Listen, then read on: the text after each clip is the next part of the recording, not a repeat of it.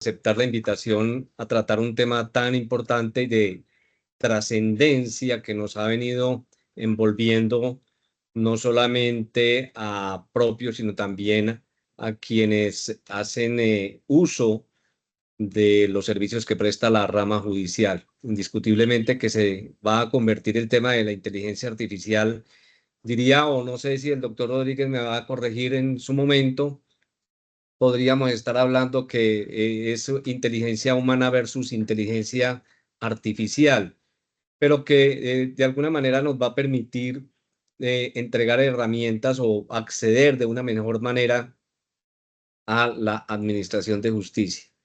Y para ello, pues el doctor Rodrigo Bustamante Mora muy amablemente ha querido compartir sus conocimientos y sus avances y la práctica que él ha tenido desde el juzgado de Tercero Penal del Circuito de Río Negro, donde ha implementado la inteligencia artificial en su práctica cotidiana y que desde luego nos va a servir para que nosotros también hagamos lo propio y podamos de alguna manera agilizar nuestro trabajo si ello es posible.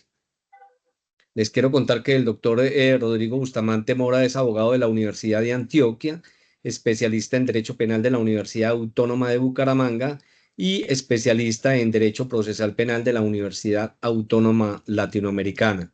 Actualmente se desempeña como juez penal de Circuito de Río Negro. Doctor Rodrigo, nuevamente muchas gracias y lo dejo a usted con el auditorio para que comparta esos importantes conocimientos que usted ha adquirido. Bueno, a todos una buena tarde y muchas gracias, doctor Ron Harvey, por abrirnos este espacio para compartir. Más que una reflexión teórica o académica acerca del uso de las inteligencias artificiales en el ámbito judicial, la experiencia personal haciendo uso de alguna de esas herramientas. Eh, Me propongo entonces eh, eh, darle a esta charla un enfoque más práctico, mostrando recursos, herramientas que pueden ser de utilidad, usos que considero legítimos de la inteligencia artificial y que creo que podría ayudar mucho en este tema de las sobrecargas laborales, pero también a contribuir un tanto en el tema de lo que tiene que ver con la eficiencia y creo que sí, en lo que tiene que ver también con la calidad de la prestación del servicio de justicia. Si entonces ustedes me lo permiten, entramos en materia. Bien, entonces quisiera empezar compartiendo con ustedes este artículo. Me lo envía un compañero que sabe que estoy muy en el tema del uso de la inteligencia artificial. Entonces me envían un artículo acerca de un científico que dice que la singularidad se alcanzará, la singularidad tecnológica, en solo 21 años. Se trata de Ray Kurzweil, es un científico y futurista eh, que habla de este tema, del el momento en que se alcanzará la singularidad tecnológica. La singularidad tecnológica plantea la posibilidad de una superinteligencia que supere a los humanos. Ese es el concepto que se contiene o lo que se quiere expresar con la idea de singularidad tecnológica. Habrá un punto, habrá un punto en el tiempo en el que alcanzaremos unos niveles de superinteligencia superiores a la inteligencia humana. En eso vienen trabajando pues desde hace muchísimo tiempo los que se han dedicado a este tema del desarrollo de la inteligencia artificial, que nosotros desconocíamos que eso se estaba trabajando. De hecho, veníamos participando en el entrenamiento de inteligencias artificiales sin que lo supiéramos. Desde hacía mucho tiempo, a partir del uso de las redes sociales, estas empresas venían captando información nuestra, venían formando, entrenando algoritmos para temas de mercadeo, por ejemplo, y nosotros ni lo sabíamos. Era muy extraño hace unos años nos podía resultar muy extraño, como algo raro, que de pronto uno tuviera como el deseo de ver un celular en una red social cualquiera, uno, YouTube, uno viera algún video de un teléfono celular y de inmediato en las demás redes sociales que uno tuviera aparecían publicidad de teléfonos y más teléfonos y más teléfonos. No nos dábamos cuenta entonces que de alguna manera estábamos participando en la formación de algoritmos y entrenamiento de inteligencias artificiales, como después nos dimos cuenta todos, y más en el proceso electoral que se dio en los Estados Unidos, en el que se develó cómo a través de las redes sociales se pudo de alguna manera influenciar en el proceso electoral en ese país. Bueno, estamos en el punto como una idea que genera algún tipo de temor del transhumanismo al poshumanismo. Esas son las reflexiones que se vienen presentando hoy en el campo de la ética, de la política, de la filosofía. eh, ¿Hasta dónde iremos a llegar con esto? Como también pasó en su momento con los avances científicos y tecnológicos con la manipulación del genoma humano. Detrás de esto, pues, hay toda una reflexión, una discusión en ese sentido. De mejorar nuestras capacidades humanas, transhumanismo, como hacemos, por ejemplo, con los suplementos alimenticios, que va al gimnasio y utiliza algún tipo de suplemento para mejorar su cuerpo. El uso de tecnologías, inteligencia artificial, para mejorar las capacidades humanas, transhumanismo, al punto de superar el concepto que hoy tenemos del humano, posthumanismo. En eso nos encontramos, en ese punto nos encontramos hoy, en esa discusión, en esa reflexión. Eh, en ese sentido, pues yo quisiera compartirles a ustedes, dejarles aquí algún artículo, un breve artículo de lecturas que no sean muy extensas, de Marta Albert Marx, Persona y Derecho. Ella escribe un artículo en esa revista que se llama Poshumanismo, Inteligencia Artificial y Derecho. ¿Qué se, qué se nos presenta entonces allí? ¿Qué se nos presenta frente a ese aspecto? Una situación de riesgos que no podríamos dejar pasar inadvertida el día de hoy, a pesar de que hemos indicado que la idea de esta conversación no es hablar de aspectos teóricos, pero hay una situación de riesgo que tenemos que poner de presente con lo que se nos presenta hoy, ya no como una situación a futuro, sino como una situación presente, una situación del día de hoy. Es claro que la inteligencia artificial puede reducir el concepto del pensamiento jurídico a un proceso estrictamente computacional. Los intentos de desarrollo tecnológico para el uso de inteligencias artificiales en lo que se conoce como la justicia predictiva parten del ejercicio inferencial, del razonamiento probatorio y de la solución de los casos jurídicos a un proceso estrictamente computacional. Ya no un lenguaje binario, sino un lenguaje algorítmico donde hay una gran cantidad de posibilidades a analizar por la inteligencia artificial en tiempo real y en una cantidad de tiempo muchísimo menor a lo que podría ser el procesamiento de datos de un humano, por más disciplinado, eficiente que sea. Eso dice la autora, conlleva también el riesgo de la deshumanización del derecho. El derecho podría volverse un escenario rígido, insensible a las particularidades de cada caso. Los algoritmos pueden heredar sesgos de sus programadores. Además, el problema de la transparencia y la responsabilidad de las decisiones algorítmicas, la redefinición de los derechos humanos en una sociedad poshumana. El derecho como protector de la vulnerabilidad humana podría perder relevancia. un nuevo paradigma jurídico podría ser necesario para una sociedad híbrida, una sociedad donde la inteligencia es humana, pero también una inteligencia artificial. También se habla de unas amenazas a la soberanía humana. Hay una pérdida, un riesgo de pérdida de control. La superinteligencia podría actuar de una forma autónoma sin ningún tipo de control humano.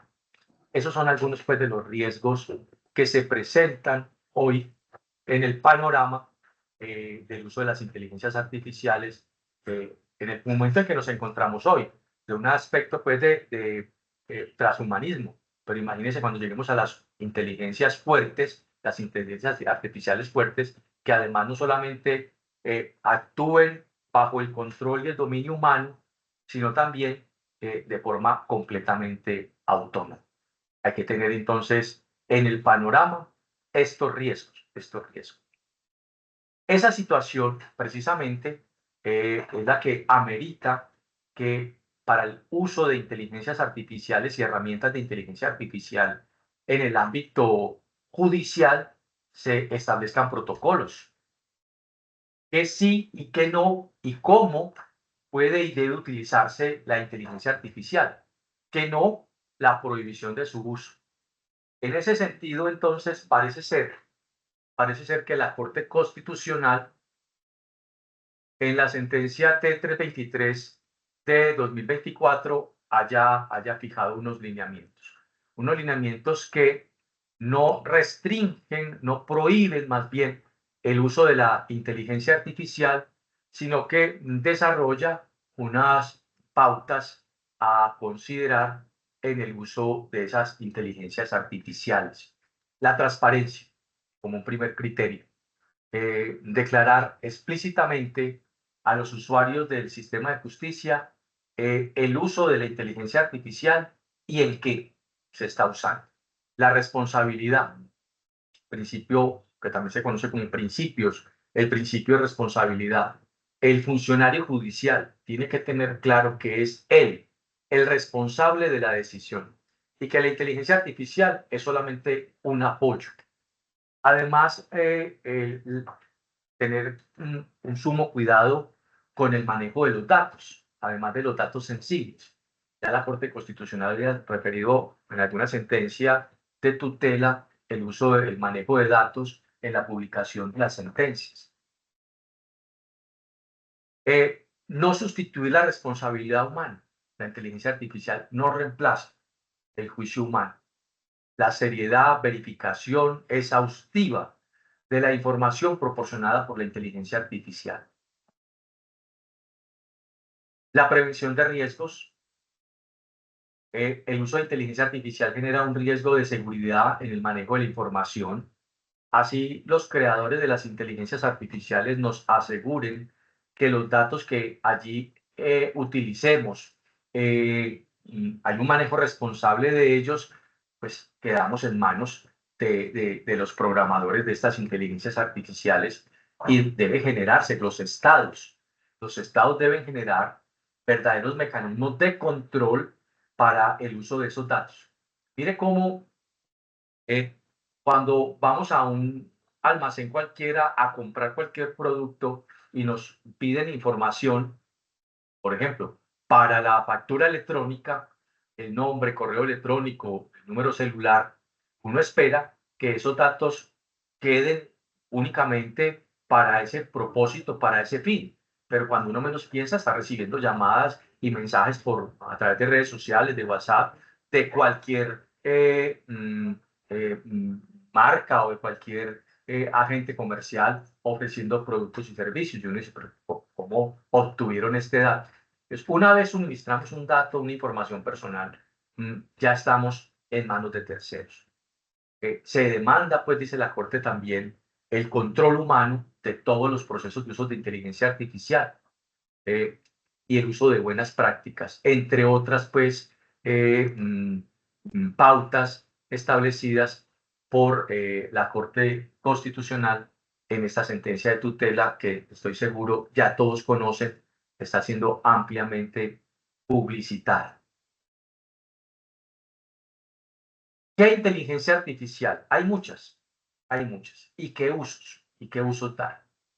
Desde principios de este año, nosotros hemos venido trabajando en el uso de varias inteligencias artificiales, al menos dos, Cloud y ChatGPT.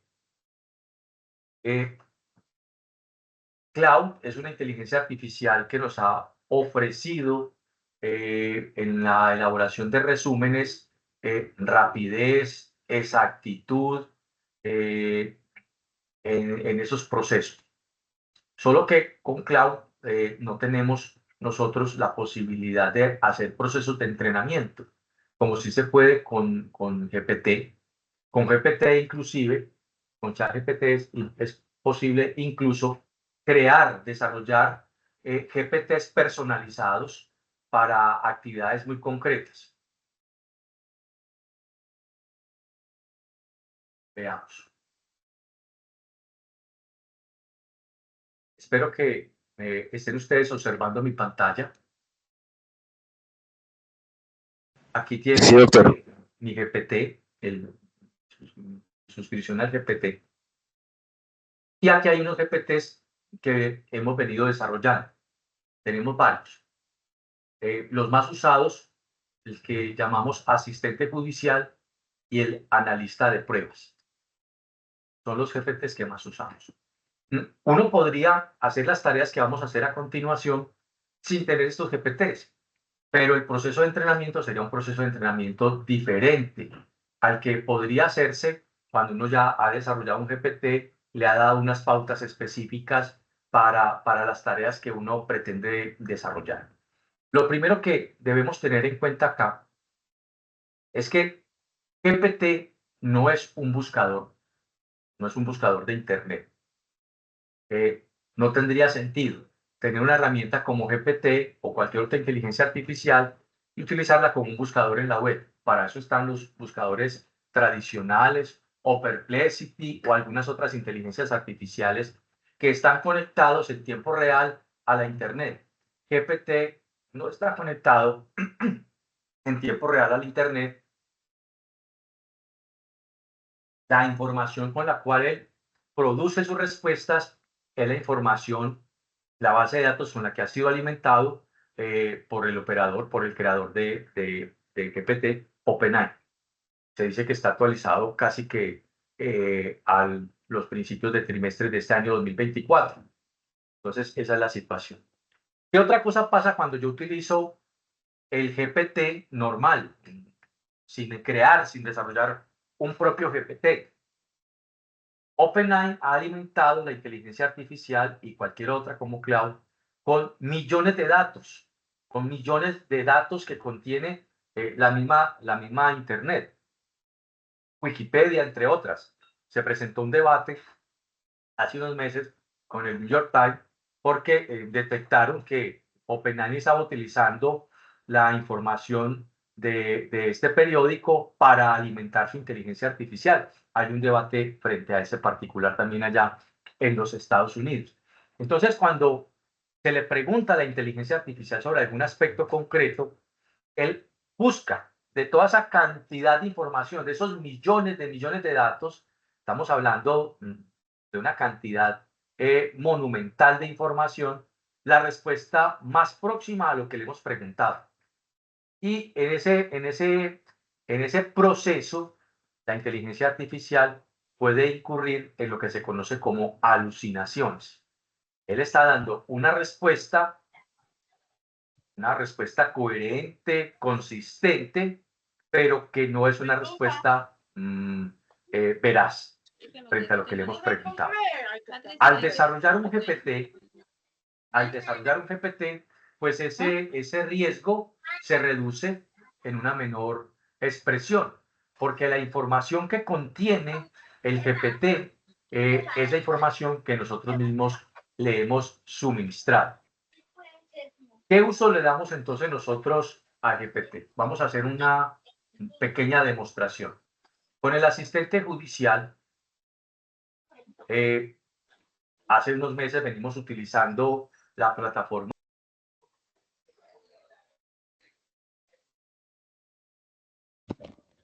Doctor, apagó el micrófono.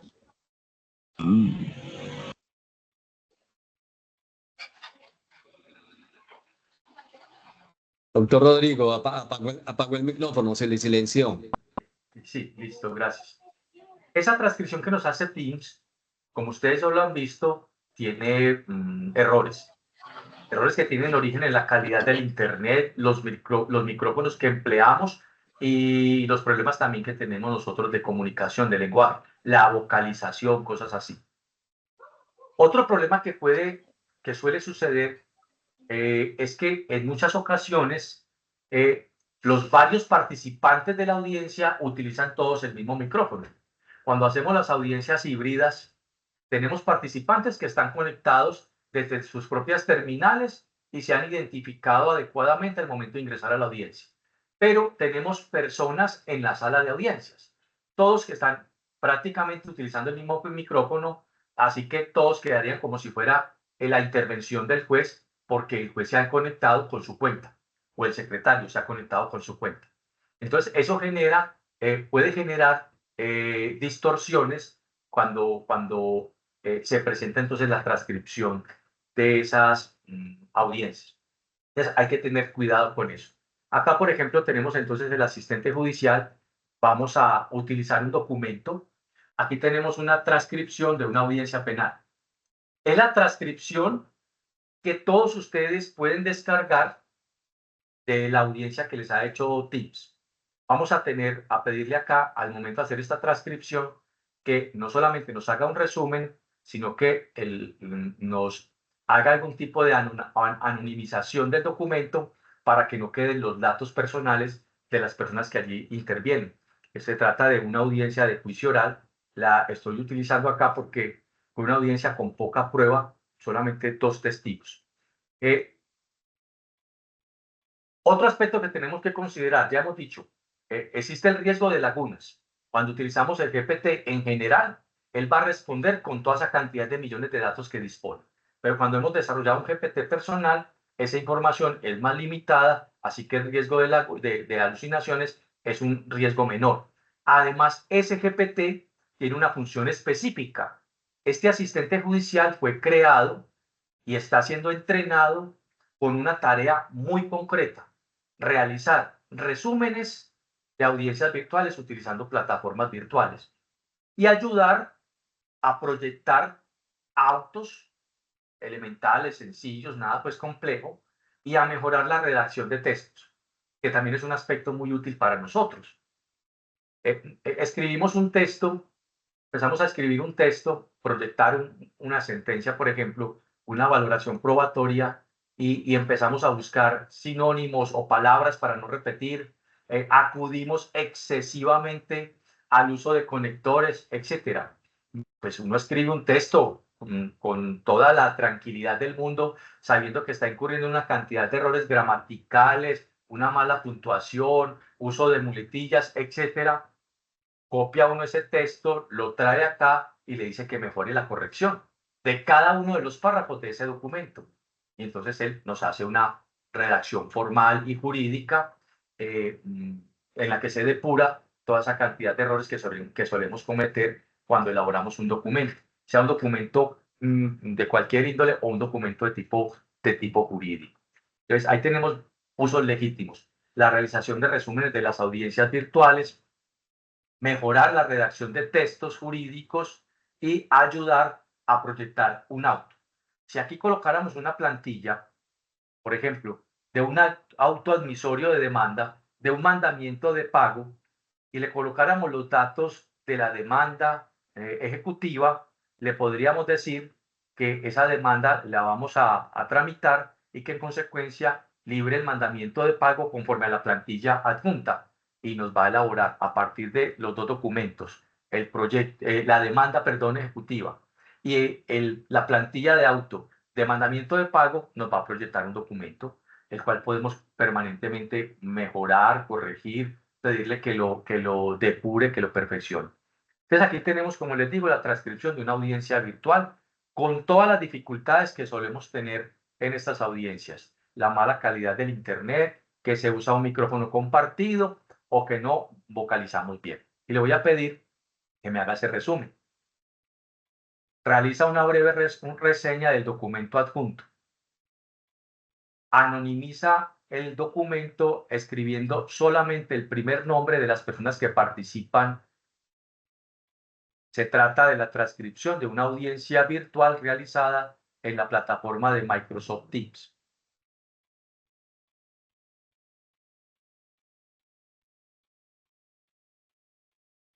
La inteligencia artificial, el uso de la inteligencia artificial tiene como elemento, como proceso, la instrucción que el usuario le da. Esa instrucción se le viene denominando prompts. Un prompt no es otra cosa que una instrucción. El comando, lo que el usuario le pide a la inteligencia artificial que haga. Pero la inteligencia artificial tiene la ventaja de que utiliza el lenguaje natural. No tenemos que usar un lenguaje sofisticado, no tenemos que hacer uso de un lenguaje de programación. Es el lenguaje que corriente, ordinariamente empleamos, utilizamos. Como puede verse aquí en la instrucción, en el prompt que le hemos dado, incluso aparece un error porque la anonimiza quedó pegado a adjunto. Entonces, ese tipo de situaciones, pues uno diría, esto va a afectar el proceso y el producto que nos va a entregar la inteligencia artificial. No, él está capacitado para escucharnos como normalmente hablamos y de esa misma manera nos va a responder.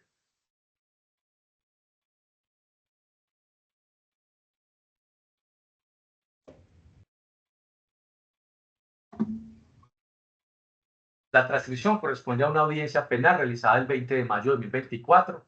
En esta audiencia se discutió un caso en el que, para aquí no nos anonimizó, Jonathan es acusado de delitos relacionados con la falsificación marcaria, el uso de documento público falso, entre otros cargos. El juez principal es Rodrigo y las partes involucradas, Santiago, fiscal, Juan y el defensor de Jonathan. Le voy a preguntar, indica quienes intervienen en esta transcripción como testigos, escribiendo únicamente el primer nombre de cada uno de ellos.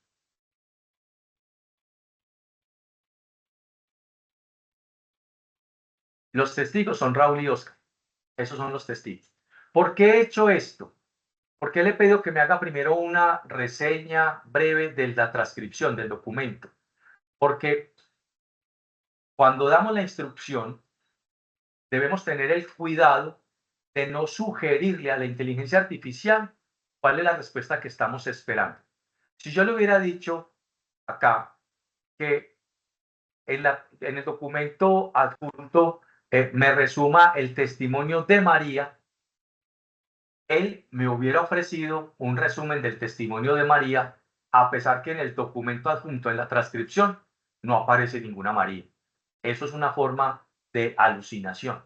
Para evitarla, entonces, procuro no insinuarle a la inteligencia artificial ni siquiera lo que el documento contiene. Solamente lo ubico, que es una audiencia virtual realizada en la plataforma de Teams. De hecho, incluso ni siquiera sería necesario darle esa instrucción. ¿Por qué hago énfasis en esto? Ustedes habrán visto en videos de YouTube, en tutoriales acerca de la ingeniería de prompts, que se hace una cantidad de recomendaciones. Lo que busca la inteligencia artificial es precisamente simplificar la interacción del humano con la inteligencia artificial. Claro, una buena instrucción dará lugar a una muy buena respuesta, como se viene diciendo, no solamente para el uso de la inteligencia artificial, sino en todos los ámbitos. La calidad de la pregunta incide directamente en la calidad de la respuesta. Eso incluso en los trabajos académicos que se hacen en la universidad es una regla de oro, aplicable también acá.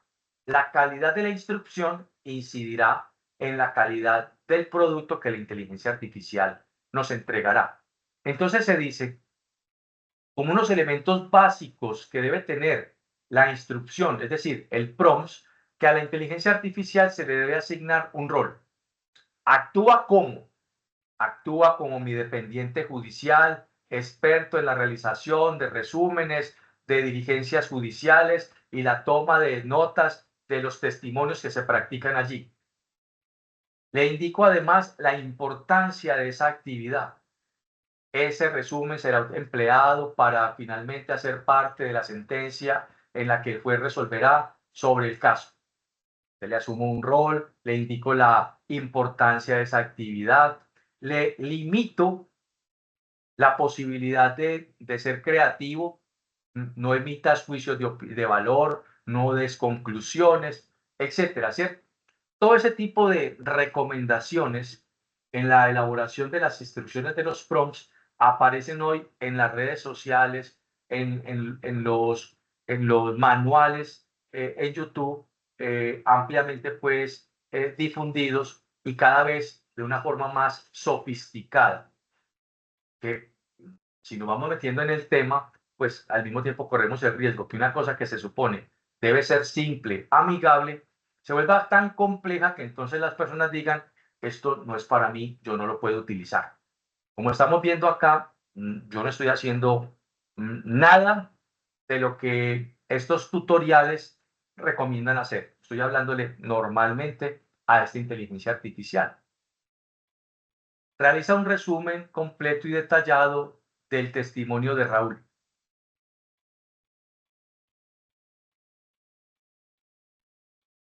El testimonio de Raúl, miembro de la Policía Nacional, se centró en la incautación de una motocicleta y la posterior captura de Jonathan Azar, que fue identificado como poseedor de un vehículo. Raúl relató los siguientes hechos: antecedentes, incidente el día tal, verificación de la motocicleta, captura, conclusiones del procedimiento.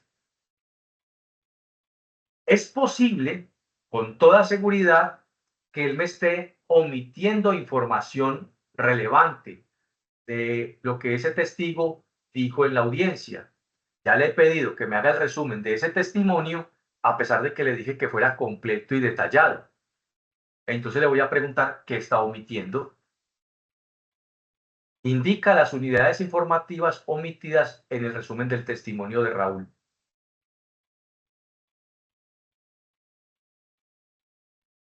Lugar exacto del procedimiento, descripción detallada de la verificación de la motocicleta, detalle de la incautación de la licencia de tránsito, respuesta a preguntas repetitivas, descripción adicional del comportamiento de Jonathan, especificación sobre el peritaje. Yo puedo pedirle que adicione todas esas unidades o únicamente las que yo considero que son realmente importantes, relevantes. Le voy a pedir que adicione todo. Adiciona todas las unidades informativas omitidas en el resumen del testimonio de Raúl.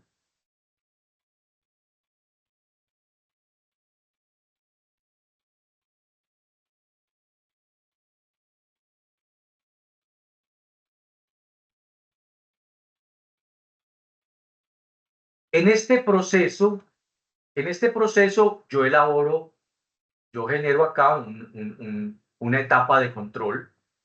Yo estuve en la audiencia de juicio, yo soy el juez, participé en la audiencia, recuerdo más o menos lo que el testigo dijo y voy a ir verificando si efectivamente esos fueron los temas tratados en ese testimonio, si esas fueron las aseveraciones hechas por el testigo. Aplico un primer control humano, pero también verifico el audio para establecer la veracidad de lo que la inteligencia artificial me está diciendo con relación a ese testimonio.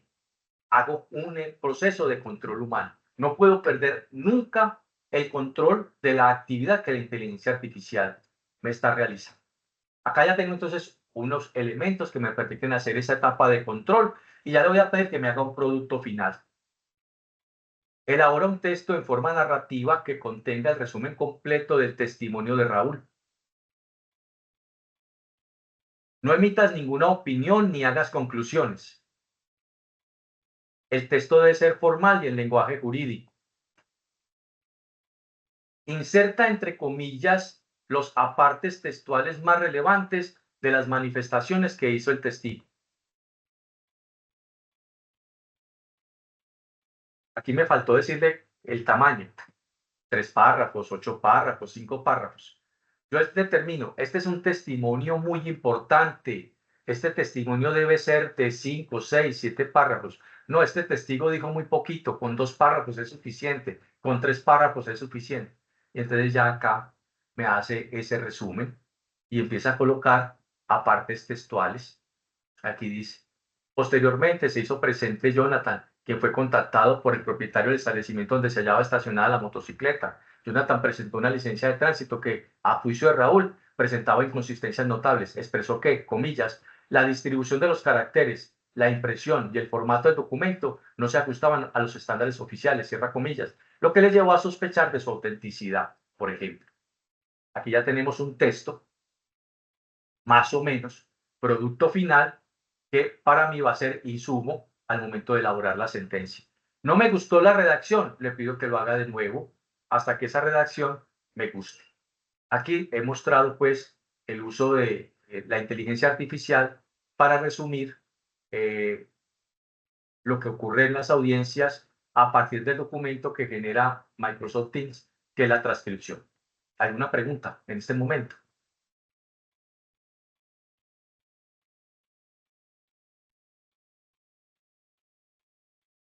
Bueno, parece que no. Vamos ahora a mostrar otro uso de la inteligencia artificial, que es el analista de pruebas.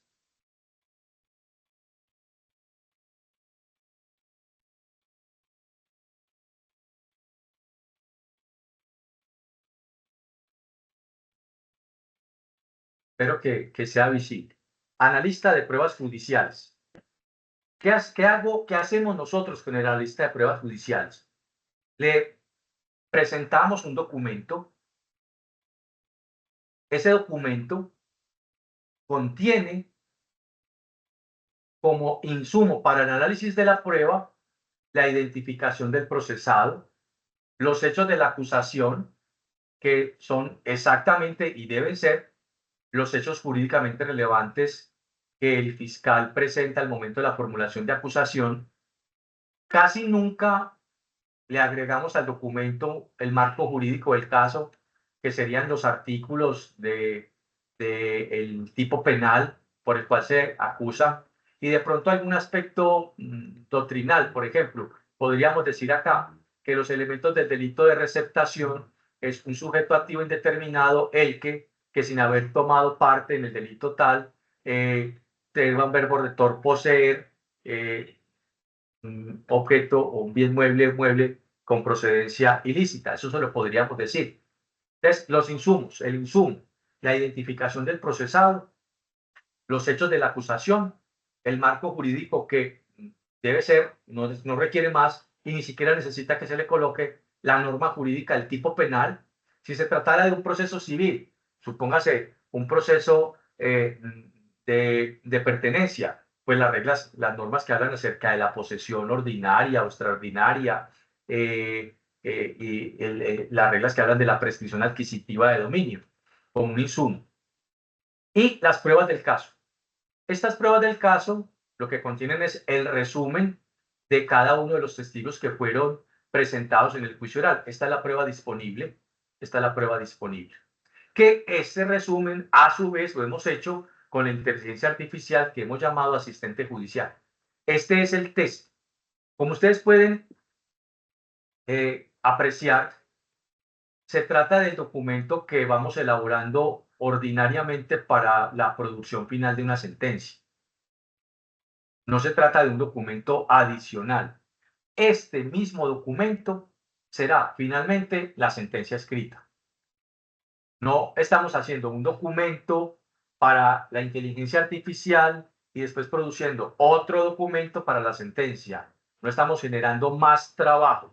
Estamos haciendo el proyecto de sentencia desde el principio, como muy seguramente todos los hacen, a partir del momento en que se presenta la demanda y se admite, ya vamos empezando a proyectar una sentencia con lo que se está presentando, como pasa con una demanda de tutela. Nos han presentado una demanda de tutela y muy seguramente después del tercer, cuarto día, cuando le hemos dado el tiempo al accionado de contestar la demanda, vamos empezando a proyectar esa sentencia de tutela, e igual en penal. Nos han presentado la audiencia de acusación y empezamos a proyectar la sentencia para ir avanzando en el trabajo. Entonces no se trata de duplicar tareas, no es eso. Este es entonces el insumo. Vamos a partir de ahí a utilizar el analista de pruebas y lo primero que hago es identificar.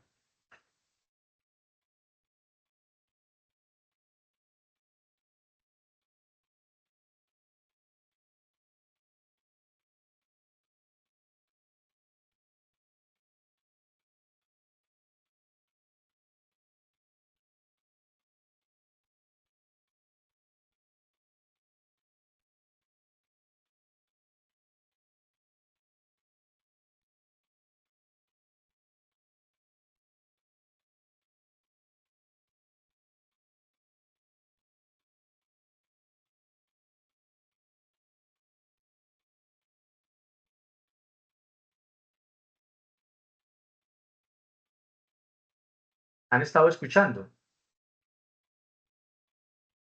Perfectamente, doctor Rodrigo. Fuerte y claro. ¿Listo? Aquí me estoy identificando, Rodrigo Juez Penal.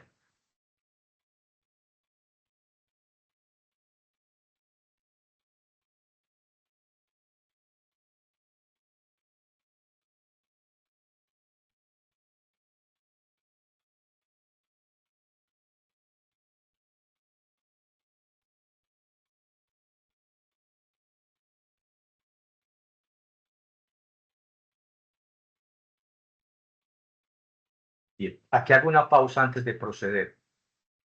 Este GPT, analista de pruebas judiciales, tiene un marco teórico. Recuerden que hace un momento dije que la calidad de la pregunta, de la instrucción, también va a incidir directamente en la calidad del proceso y el resultado que nos hace la inteligencia artificial. Es más imprecisa la inteligencia artificial si simplemente yo cargara un documento de Word PDF que contiene la identificación de las partes, los hechos jurídicamente relevantes, es decir, los hechos de la demanda y de la contestación, la pretensión, las excepciones, el resumen de la prueba disponible, y se lo presento a la inteligencia artificial y digo, analíceme ese proceso. La inteligencia artificial intentará hacer algo, pero la inteligencia artificial empezará por allá a decir, bueno, ¿y cómo? ¿Cuál es el paso a paso? ¿Qué es lo que realmente quiere este usuario que produzca? Entonces hay que tener un marco teórico, un aspecto metodológico que se le indique claramente a esa inteligencia artificial para que él sepa cómo proceder. En este caso, esta inteligencia artificial ha sido desarrollada y está siendo entrenada para que el análisis probatorio lo haga a partir del método de Whitmore. Henry Whitmore, por allá a principios de el 19, en 1910 más o menos, 1915, escribió un texto, un libro famoso en el sistema americano de valoración probatoria. Ese método de análisis probatorio se está difundiendo, se difunde en el mundo a partir de el trabajo de William Tubman. Eh, los hechos en serio, un artículo disponible en Internet que se llama Otra vez los hechos en serio, y hay un libro escrito por Terence Anderson, David Shum y William Tubman que se llama El análisis de la prueba. En ese libro, está con traducción al español, en ese libro se explica cómo funciona el método de análisis probatorio whitmoriano y se hace unas actualizaciones del método. Lo que plantea Whitmore en el análisis de la prueba es que para ello lo primero que hay que hacer es formular hipótesis. ¿Cuál es la hipótesis principal del caso, a la que Whitmore llama probando un final? Sería, Pedro es penalmente responsable del homicidio de María al dispararle con un arma de fuego en varias ocasiones. A partir de ahí, eso es lo que hay que probar al final. esa hipótesis principal se segmenta en el aspecto temporal, espacial, la causa de la muerte, la víctima, el sujeto. Fue Pedro el que disparó un arma de fuego. El arma de fuego lesionó o impactó a María. Esas heridas le causaron la muerte a María. Y mire que cada uno de esos aspectos que aparecen como hipótesis subsidiarias o derivadas más bien, probando los penúltimos, habrán unas pruebas que la respaldan y otras pruebas que no. María murió, sí, prueba documental, certificado de defunción.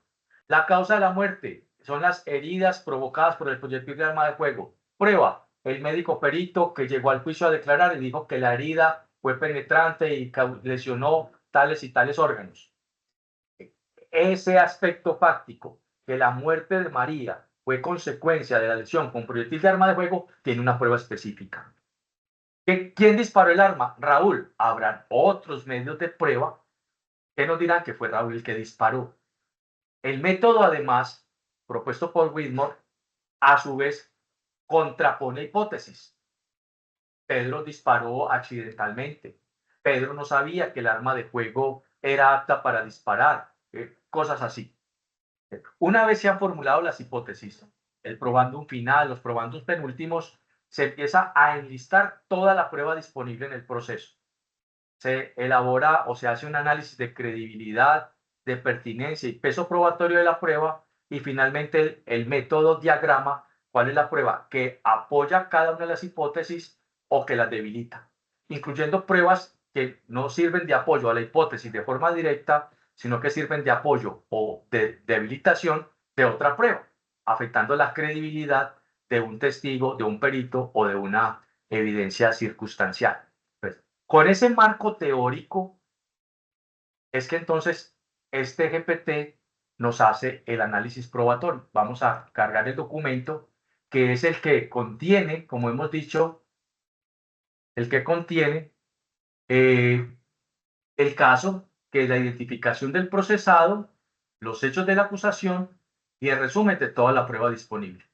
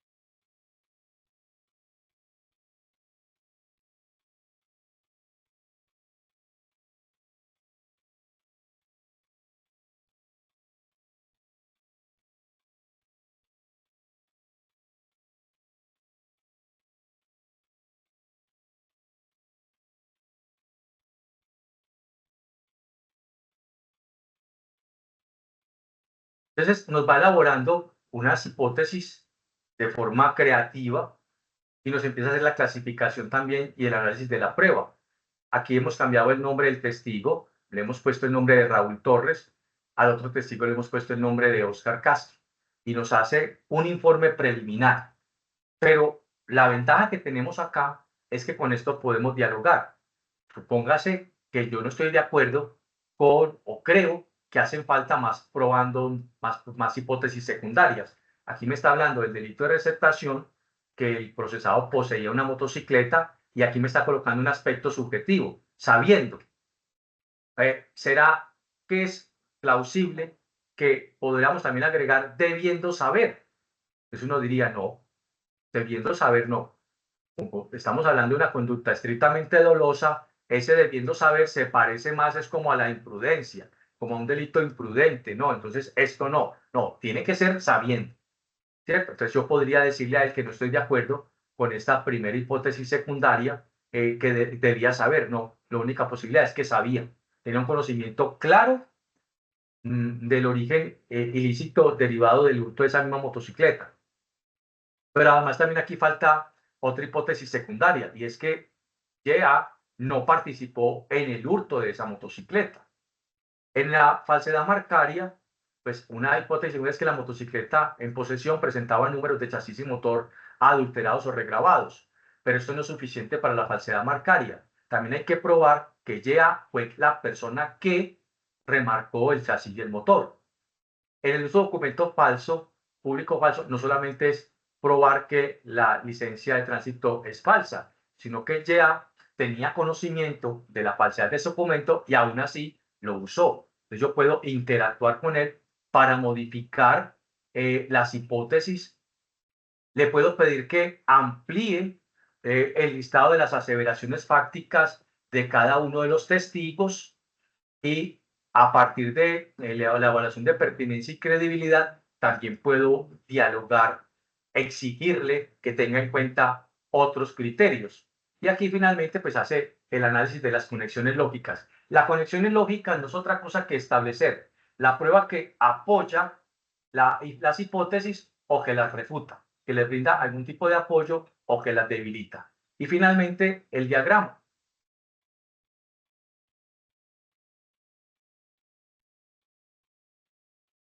Esto puede parecernos, la parte del diagrama puede parecernos completamente innecesario. La ventaja de esto, de la elaboración de un diagrama, es que finalmente este producto nos ayuda al proceso mental, al proceso elemental para el momento de la motivación de la sentencia. Realizar una argumentación esquematizada, estructurada, secuencial, es lo que nos permite hacer la presentación gráfica del análisis probatorio. Esto es más o menos lo que podríamos hacer con el uso de esta inteligencia artificial. Preguntas.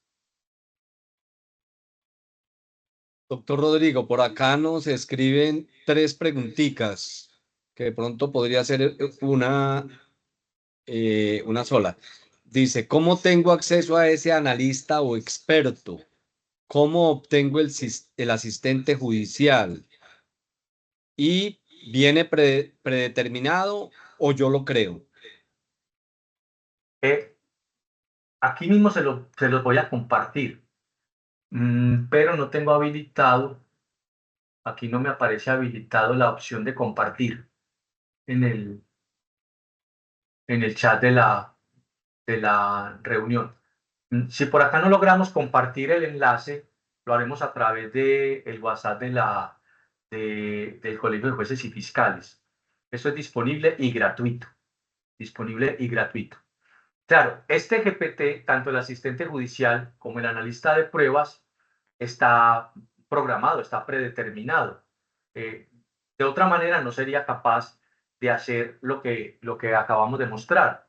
Y como hemos indicado, el marco teórico, el método que se le ha indicado a esta inteligencia artificial que utilice para análisis probatorio es el método de análisis probatorio de Whitmore, de Henry Whitmore, y hemos indicado las referencias bibliográficas para que ustedes las consulten, las conozcan a profundidad y las puedan desarrollar.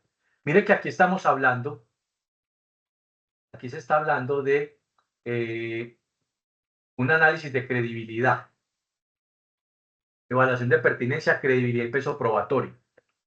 Raúl y Oscar son pertinentes, ya que se refieren directamente a los hechos en cuestión, como la identificación de la motocicleta, las irregularidades detectadas, la licencia de tránsito, el informe pericial, credibilidad, alta credibilidad, dado que, dada su experiencia en identificación de vehículos adulterados y su proceder profesional durante la investigación. Uno podría decir que los criterios que aquí ha tenido en cuenta el GPT para establecer que Raúl es un testigo creíble son necesarios pero insuficientes. Entonces yo podría configurar el GPT para que él tenga en cuenta otros criterios de credibilidad. Por ejemplo, ustedes saben que la Corte Suprema de Justicia, en el caso del testimonio único de la víctima, ha señalado unos criterios a partir o tomando para sí unas pautas establecidas por el Tribunal Supremo Español, la capacidad del testigo para percibir, para interpretar lo percibido, para codificar el recuerdo, para comunicar, la ausencia de incredibilidad subjetiva y en cuanto al relato, la ausencia de elementos fantasiosos, la coherencia, la persistencia en el relato y finalmente la existencia de datos objetivos de corroboración periférica. Se configura el GPT para que tenga en cuenta estos criterios y él detecte si en esos testimonios se reúnen esos criterios de credibilidad o no. Alguien diría, no, yo no comparto eso. Para mí es suficiente los criterios de valoración del testimonio establecidos en el artículo 404 de la ley 906 de 2004, el artículo tal del Código General del Proceso. Entonces le indico las pautas que están previstas allí como para que las tenga en cuenta como criterios para examinar la credibilidad de ese testigo. Eso hace parte del proceso de desarrollo del GPT. Es lo que permite formar al GPT, darle la información y entrenarlo. Al uso, cada vez que se usa, cada vez que se le corrige, que se le dice que el proceso gustó o no gustó, pues él va aprendiendo y cada vez lo va haciendo mejor. Este GPT se desarrolló a principios de febrero y desde esa época a hoy lo hemos estado utilizando en este despacho y muchos otros compañeros a los cuales ya les hemos compartido pues la aplicación para el uso. ¿Alguna otra pregunta? Doctor Rodrigo, aquí hay otras preguntas. Dice, pero ¿cómo programar?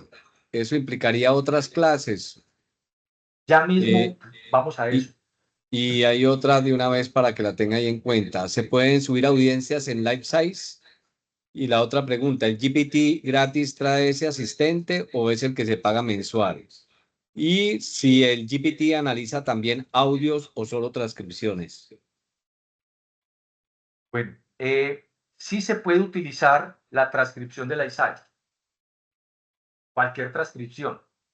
Ya en el chat del Colegio de Jueces he compartido el GPT analista de pruebas. Sí se puede utilizar las transcripciones de la ISAI, cualquier tipo de transcripción, no importa la plataforma que se esté utilizando para realizar la audiencia virtual, se puede hacer. Hay GPTs que han sido creados, hay muchos desarrolladores de GPTs, hay GPTs que han sido creados específicamente para convertir audios a texto, videos a texto. Me parece a mí que ya sería innecesario crear otro, porque ya hay muchas herramientas que hacen esa misma tarea. La ISAI nos debe suministrar una, una, una versión escrita, una transcripción de esas audiencias virtuales. A algunos les ha funcionado esa transcripción de textos, a otros no. A mí por lo menos nunca me funcionó esa transcripción de textos de las audiencias virtuales en la plataforma de la ISAI. La de Teams me parece muy buena. Cuando descargamos un video y no teníamos estas aplicaciones que hacían esas transcripciones, lo que solemos hacer entonces es convertirlo a audio para que sea un archivo que pese menos, y en el Word que está en línea, que es una función que nosotros todos tenemos disponibles a partir de las herramientas de Office 365 que la rama judicial tiene contratadas. Nosotros abrimos el texto en Word y ahí nos da donde aparece el micrófono, la opción de dictado y la opción de transcribir. Y en la opción de transcribir cargamos el archivo de audio y él en cuestión de minutos, es que es una cosa rapidísima, nos da una transcripción. Esa transcripción la podemos pasar al documento de Word en varios formatos. Solamente el texto con indicación de cada uno de los oradores y el texto con indicación de los oradores y con marcas de tiempo. Entonces ya uno escoge cómo quiere que el texto quede definitivamente en ese documento de Word. Pero recuerden, eso va a tener los errores que ya hemos indicado. No hay posibilidad alguna de que no tenga errores, los tendrá. En la medida en que tengamos un mejor Internet, que los equipos de cómputo que utilicen las partes, los testigos, sean buenos. Mire que muchos testigos, cuando las audiencias son virtuales, se conectan desde teléfonos celulares. Entonces, eso también afecta mucho la calidad de la transcripción. Entonces, todas esas plataformas se pueden emplear. ¿Cómo creamos un GPT? ¿Cómo creamos un GPT? Voy a mostrar cómo creamos un GPT. Este GPT que estamos utilizando acá, el analista de pruebas, el asistente judicial, no requieren versión paga de GPT. Para crear GPTs, sí hay que tener una versión paga para crearlos. Pero en todo caso, si uno tiene una versión gratuita, el GPT nos va a funcionar, pero nos va a dar un límite de uso. Usted empieza a hacer una transcripción de una audiencia y cuando ya va a hacer otro proceso le dice, no, usted ya ocupó su límite, espérese hasta dentro de tantas horas o mañana le volvemos a prestar el servicio. Lo que no ocurre con la versión paga. Antes de pasar a cómo se desarrolla un GPT, yo quisiera hacer esta claridad, esta precisión, que quiero que la tengan en cuenta. Cada vez que vamos a hacer un nuevo proceso, debemos iniciar una nueva conversación. No podríamos, en este análisis probatorio del caso de este señor, aquí mismo iniciar otro análisis probatorio. No es conveniente. Ahí estamos generando una fuente de error en el GPT. Yo lo ilustro con el siguiente ejemplo. Si nosotros entramos a la cocina a elaborar el almuerzo del día, cojo el cuchillo y con el mismo que procesé las verduras, antes había procesado la carne, he realizado una contaminación cruzada. Pues uno normalmente lo hace y dice, no, ¿eso qué va a pasar? No pasa nada. Aquí sí pasa. Si sobre esta misma conversación, donde hemos realizado este análisis probatorio, cargo otro caso, corro el riesgo de que haya una contaminación cruzada, la inteligencia artificial se confunda, como pasa cuando la utilizamos en cualquier otra pregunta y nos genera una alucinación. Pero esto, ¿qué está pasando? Esto no sirve para nada. No, sí sirve. Lo que pasa es que nosotros mismos hemos generado una contaminación cruzada en el uso de la inteligencia artificial. Cuando vamos a resumir testimonios, entonces cada vez iniciamos una nueva conversación, cada que le vamos a cargar una nueva transcripción. Así se trata del mismo proceso, no es conveniente. La audiencia fueron 5 sesiones, quedaron 5 transcripciones. Yo le paso la transcripción 1, la 2, la 3, la 4, la 5 y vaya resumiendo. No. Transcripción por transcripción, documento por documento, vamos haciendo ese proceso. Dicho esto, ahora sí les quiero mostrar cómo crear un GPT. Esto tampoco me perdonarán los ingenieros de sistemas, programadores, la gente que se ha vuelto experta en este tema, por lo que voy a decir, esto tampoco tiene pues ciencia. Vamos aquí al GPT. Entonces, ustedes observan la parte superior de la pantalla en azul tiene las iniciales de mi cuenta. ¿La están observando?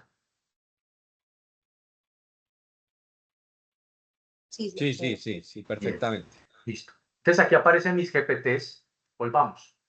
Yo estoy en GPT, me voy a mi cuenta que aparece en la parte superior derecha y aquí le voy a dar clic en mis GPTs.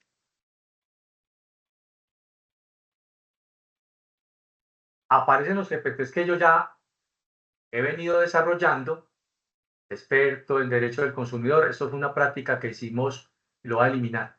Esto es una práctica que hicimos con el grupo de investigación de ciencia y tecnología y derecho de la Facultad de Derecho de la Universidad de Antioquia. No me lo eliminó. Como un ejercicio. Vamos a crear un GPT. Aquí me dice la opción, crear un GPT. Crear un GPT.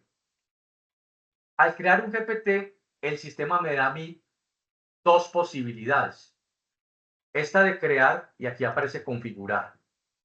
Cuando yo le doy la opción de configurar es porque yo ya tengo un entrenamiento, una capacitación en la creación de GPTs. Yo ya lo he hecho, he asistido a cursos, he visto videos de YouTube de cómo crear un GPT y entonces voy a llenar cada una de estas casillas. El nombre del GPT, la descripción, las instrucciones, indicadores de conversación, etcétera. Yo no conozco nada, entonces no me voy a meter por acá. Me meto por crear. Voy a meter por crear un GPT. Bien, y aquí es donde le voy a decir qué es lo que quiero crear. Yo me voy a devolver en este punto para hacer lo siguiente. Entonces yo digo, yo quiero crear un GPT, pero yo no sé, no tengo entrenamiento, no tengo formación en esa cosa del diseño de prompts. Yo no tengo ni idea de ingeniería de prompts. Le voy a decir al mismo GPT que él desarrolle las instrucciones, que él desarrolle el prompts. Entonces yo le voy a decir, mire la instrucción, voy a hablar como caiga, con todos los errores y muletillas que se vengan en cascada. Quiero desarrollar un GPT experto en elaborar líneas jurisprudenciales a partir de una sentencia que el usuario cargue en el GPT. Él identificará el nicho citacional, las sentencias hito, las sentencias fundadoras. Esto teniendo como marco referencial el libro El derecho de los jueces.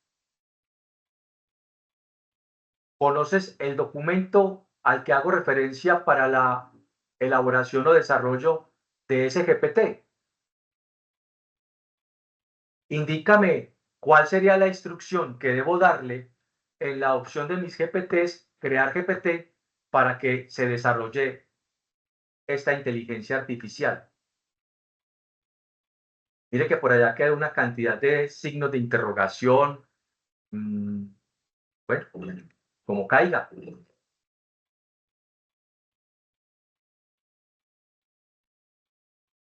El documento al que hace referencia el derecho de los jueces es una obra clave en la comprensión del rol de jueces en la creación del derecho a través de la jurisprudencia. Aunque no mencionas el autor, es probable que te refieras a la obra de Luigi Ferrajoli. Parece ser que aquí me alucinó. ¿Quién ha elaborado este tema de manera exhaustiva? Bueno, entonces, para que no se me vaya a perder, yo le voy a cargar el libro. Yo no tengo el libro El derecho de los jueces. Tenemos el libro de la Escuela Judicial Interpretación Constitucional. Creo que ese es el libro que más o menos nos podría servir de marco teórico para eso. El documento adjunto desarrolla teóricamente la elaboración de líneas jurisprudenciales. Examínalo detenidamente para configurar el GPT experto en desarrollo de líneas jurisprudenciales como lo he pedido. Y a partir de allí, genera la instrucción para el desarrollo o creación de esta inteligencia artificial.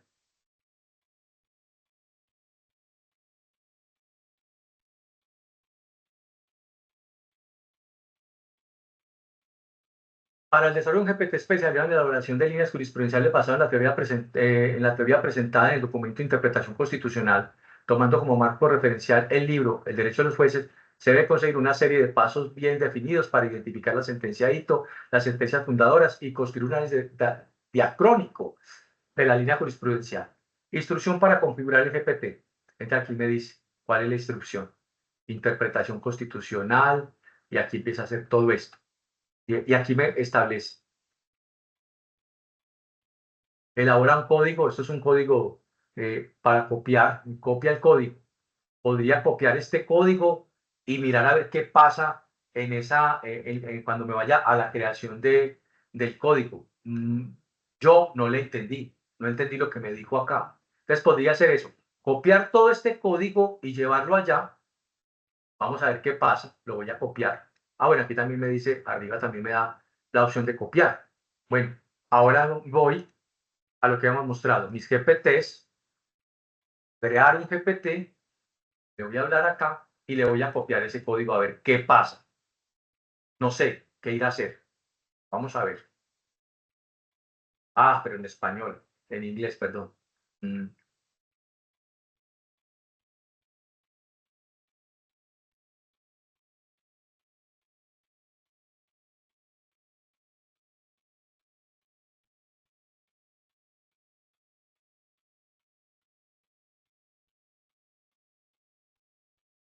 Entendido. Vamos a desarrollar este GPT en español. Te propongo algunos nombres que podría ajustarse a la visión que tienes.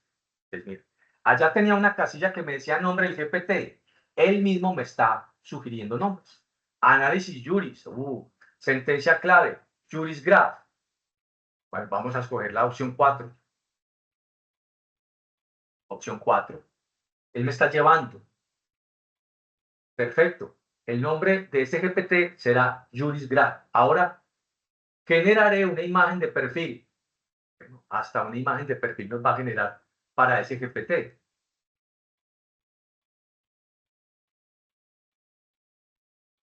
Parece que hubo un problema al generar la imagen de perfil. Vamos a continuar sin la imagen. Bien, está bien. Bueno, digámosle listo a lo español. No le digamos OK. Listo. Y entonces ya está actualizando el GPT.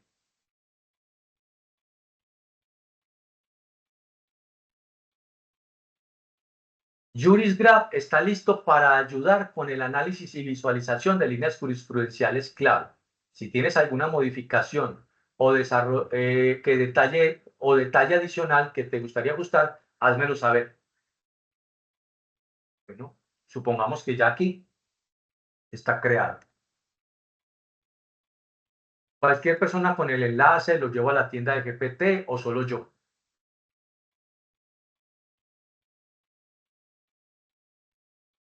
Ver el GPT. Ya está listo el GPT. Vamos a ver si nos funciona. Vamos a ver, vamos a colocar aquí algún documento, alguna cosa que tengamos por aquí a la mano. ¿Dónde están los documentos? Jurisprudencia. En este equipo, vámonos a documentos, jurisprudencia. Bueno, una SP, las SP citan sentencias. La Corte Suprema de Justicia es bueno, esta. La T-166/2024.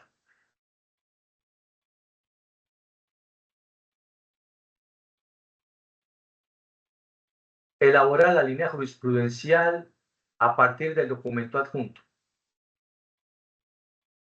Vamos a ver qué nos genera, qué nos produce.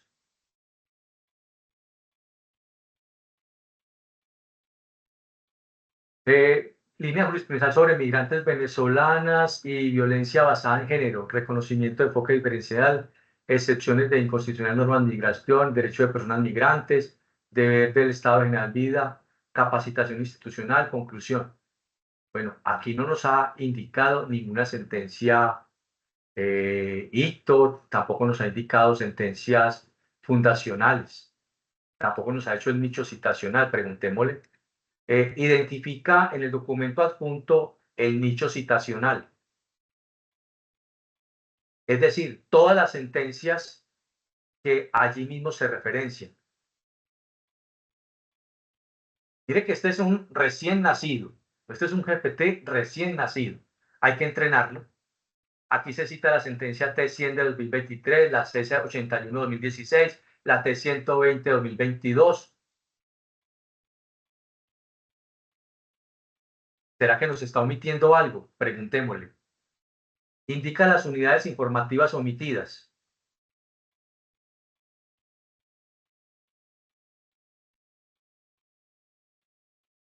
va a repetir la sentencia, vamos a ver cuál pasó, ya aquí nos identificó una, la 093 de 2019, la 380 tampoco la había citado, la 109 de 2021, tampoco la 780, no las había citado.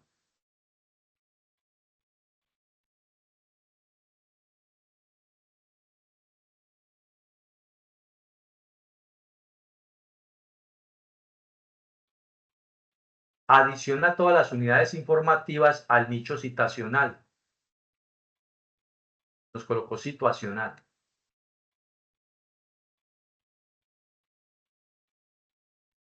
Creo que así es que se dice, ¿cierto? Nicho citacional. Bueno, lo voy a escribir hasta mal. Citacional. Listo. Ahí está la versión ampliada de esas sentencias. Parece ser, según lo que nos está mostrando hasta acá, que entendió lo que queríamos que ese GPT desarrollara.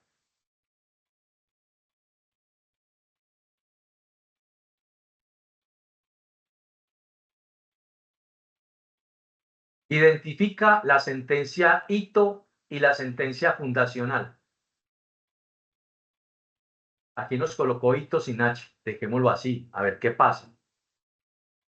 Para que no nos asustemos tanto con que cometemos errores. Él nos debe entender de alguna manera. Y si no nos entiende, pues le volvemos a dar la instrucción. Dice aquí que la sentencia hito y la sentencia fundacional. Yo dije que la sentencia fundacional es la T380 de 1998 y la sentencia hito, la T100 de 2023. Ahí más o menos nos está mostrando que ese GPT quedó operativo. Ya falta el proceso de entrenamiento, de ver cómo está dando el desarrollo, los productos que nos va generando, y en el camino pues le vamos haciendo la actualización a ese GPT, las mejoras a ese GPT, y ahí vamos teniendo un GPT. Supóngase que usted quiere desarrollar un GPT experto en derecho de familia, y considera usted que los documentos, los libros que se encuentran disponibles en PDF de la Escuela Judicial contienen información buena, actualizada en ese tema, y con ellos usted desarrolla el GPT. Estos GPTs, cuando uno los está creando, aquí vamos a irnos a editar. Estamos en el GPT que hemos dicho para líneas jurisprudenciales. Lo vamos a editar.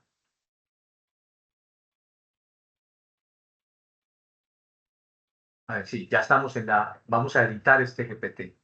Yo me vengo a configuración y acá me dice cargar archivos. Yo puedo acá cargar libros. Los libros que van a servir de marco teórico para las funciones, para las tareas que este GPT nos debe desarrollar. ¿Cuántos documentos permite un GPT que estamos desarrollando que le carguemos? Hasta 20 archivos de 500, 600 páginas. Entonces, es una herramienta pues muy a la mano. Cargamos esos archivos, vamos a cargar aquí prueba, no, pues esto no nos sirve de mucho. La prueba libertad, pero no tanto. Esto es de Jordi Ferrer Beltrán. Estas son todas sentencias. Vamos cargando los documentos que encontremos que nos pueden servir para que ese GPT lo utilice como marco referencial. Los cargamos, le decimos aquí otra vez actualizar el GPT y ya queda con esa nueva información. Mire que aquí simplemente le colocamos un libro, el de la escuela judicial, no le dimos mayores instrucciones y él asumió, tomó esa información y él mismo creó un GPT para esa función. Para esa función. ¿Alguna pregunta?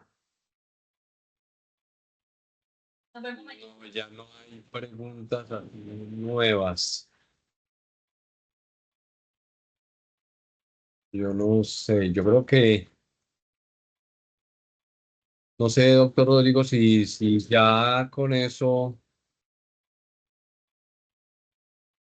no, desde luego que esto es un abrebocas de lo que es este tema de la inteligencia artificial que nos deja grandes inquietudes y la posibilidad, desde luego, de la creación de estos GPT para nuestra práctica judicial. Aquí precisamente hay otras personas que están diciendo y ya están reclamando otra clasecita, otra conferencia de esta naturaleza, pero la invitación yo creo que sería nosotros en lo que ya nos ilustró el doctor Rodrigo, tratar de crear nuestro propio GPT, ir personalizándolos y de pronto si el doctor Rodrigo está a disposición, nos pueda llegar a compartir otra charlita para ya, con mayores conocimientos, poderle hacer preguntas o qué inquietudes de pronto nos pueden llegar a nacer o a crear con la práctica que nosotros podamos hacer. Muy disponible para ustedes, las inquietudes que se les vaya presentando. Ya les hemos compartido uno de los GPTs, vamos a compartirles el asistente judicial para que también lo utilicen, lo ensayen, miren las bondades que hay acá. Recuerden pues que la Corte Constitucional en esta sentencia con la que iniciamos ha sido clara, ha señalado unos lineamientos con los que hoy podemos empezar a trabajar de una forma ya tranquila con las inteligencias artificiales. Hay mucho camino por recorrer, hay mucho camino por recorrer y no nos podemos quedar atrás, no nos podemos quedar atrás. Tenemos que ponernos a tono de los desarrollos que se vienen presentando, de esas herramientas, esperar que el Consejo Superior de la Judicatura trabaje de una forma muy decidida en el desarrollo de herramientas de inteligencia artificial. Mire que nos dijeron que con el uso de la plataforma de Teams, ese Teams Plus, a partir del 1 de agosto de este año, íbamos a tener componentes de inteligencia artificial. Yo no los veo. Hacemos una audiencia y eso nos hace una pequeña reseña de lo que trató la audiencia, pero eso no es interactivo, no nos permite hablar, no nos permite ampliar absolutamente nada. Eso no es realmente práctico, eso no es realmente la herramienta que nosotros estamos buscando y que necesitamos los jueces y los empleados de la rama judicial. Yo quisiera cerrar con esto. Yo soy consciente, en todos los escenarios se habla mucho del asunto, de los temores que nos generan estas tecnologías. Es más o menos lo que pasó cuando apareció el computador. Pasar de la máquina de escribir con el papel copia y colocar el papel y 3 hojas de carbón para que salieran 3 copias del mismo texto, a pasar un documento de Word en el que hacíamos una plantilla con un hipervínculo en Excel y ese mismo documento salía ya no 3, sino 100 veces, pero a destinatarios distintos. Es lo mismo. Es esto. Es el uso de herramientas. Yo estoy seguro que estamos lejos de que esto nos desplace. Eso no nos va a Sí, desplazar. no, para nada. Y debe haber un compromiso ético, que creo que lo hay, de que las tecnologías no nos desplacen, sino que nos faciliten un tanto la vida. Y efectivamente esto no lo hace. Nosotros hemos pasado de tener un empleado pegado con unos audífonos, escuchando una grabación, pausándola, tomando una nota, tratando de hacer un resumen de testimonios en días, a hacer un resumen de la práctica de testimonios en una audiencia de juicio oral, una audiencia de 4 horas, a que esté determinado esto en cuestión de minutos. Eso ya es un alivio para nuestros compañeros de oficina. Tener un sistema que nos ayude a analizar pruebas es una manera de hacer sala. Ahí tenemos otro compañero para discutir el caso, para ver qué no estamos viendo o para ver el que ve y nosotros lo podemos ver mejor. Entonces, es darle un buen uso a estas herramientas y siempre bajo el control humano, el principio de responsabilidad, teniendo en cuenta que es el juez el que resuelve, el que tiene el control. De mi parte, muy agradecido a todos ustedes y quedo pues a disposición. Y yo le complemento ahí, doctor Rodrigo, que precisamente uno de los temas que se ha venido trabajando en los últimos 2 simposios de jueces y fiscales ha sido el tema de inteligencia artificial y lo que ellos ofrecen es que no hay que tenerle miedo a estas plataformas o a estas tecnologías porque no es que vaya a desplazar la labor humana. Eh, Están solicitando que esta charla se suba o se envíe a través del colegio. Claro que sí, están las redes del colegio, están el Facebook, el WhatsApp, desde luego que sí. Claro que sí, vamos a compartir esta charla con la anuencia del doctor Rodrigo para que los que no pudieron escucharla totalmente o en su totalidad puedan abrirla y poderla disfrutar.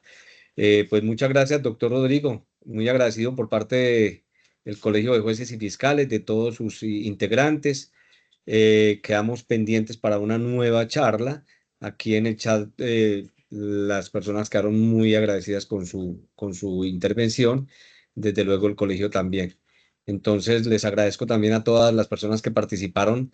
Nos llegamos a conectar 38 personas, un buen número, doctor Rodrigo, y yo creo que esto lo vamos a multiplicar.